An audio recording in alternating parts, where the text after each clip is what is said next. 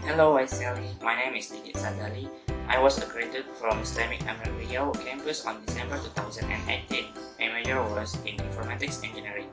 When I was a student, I was selected by Google Developer as a Developers Doing Club Leads Indonesia to enhance the student skill through technology and make impact to community. I also got invitation for the biggest Google event, that is Google I/O 19 in Mountain View, California. But unfortunately, I didn't go there because I didn't get US visa. Currently, I and my friends built a startup team that developed some application on mobile or web. The name is cloudcode.id. I am also a person who like about join community because in community we can know each other, make new relation and get new insight. My solution and contribution to the workshop is how to implement technology, especially on mobile or web, to make a solution for agribusiness cases in community. We know Indonesia is a big country that has many islands, and most of Indonesian workers work as farmers or fishermen.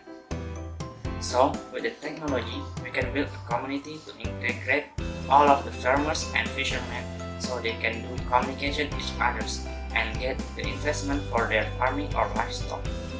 And then, what I expect from this workshop are make new relation with the people around the world who want to make a better world and know each other's culture.